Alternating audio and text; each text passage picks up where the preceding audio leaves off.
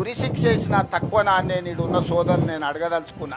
ఆయన చావును కోరుకుంటున్నావు నువ్వు. ఇప్పటికి 20 సార్లు 30 సార్లు కేసీఆర్ చావును కోరుకుంటూ పబ్లిక్ మీటింగ్లలో మాట్లాడినావు. పొద్దున్న లేతే కేసీఆర్ చావాలి, నువ్వు 1000 జన్మలు ఇచ్చినా నేను చావనా కొడుకు అనుకుంటున్నావు.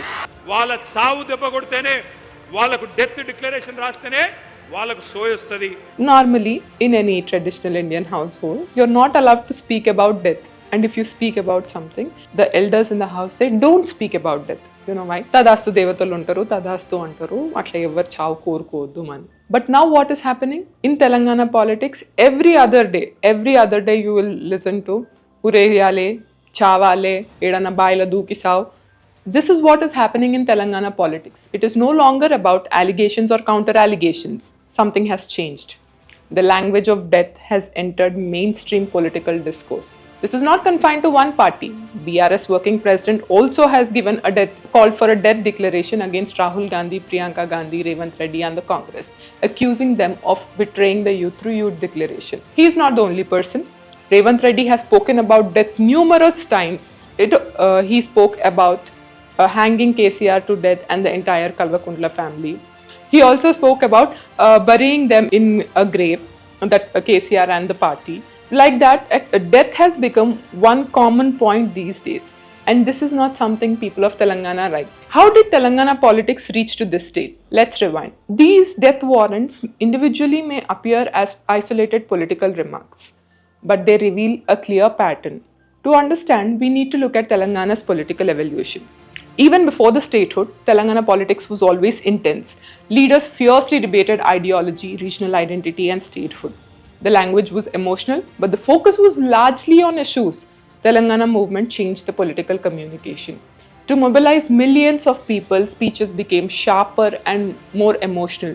Ridiculing political opponents slowly became acceptable because it energized supporters. After Telangana was formed, that style didn't disappear. It became the new political normal. Then came social media.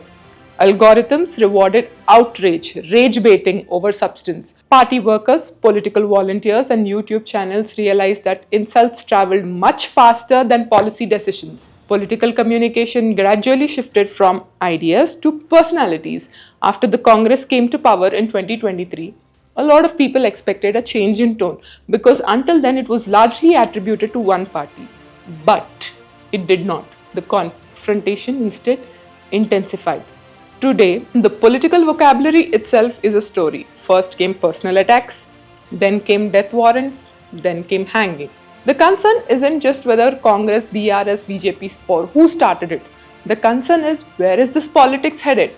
Strong criticism is essential in democracy. Governments must be questioned. Opposition parties must challenge those in power.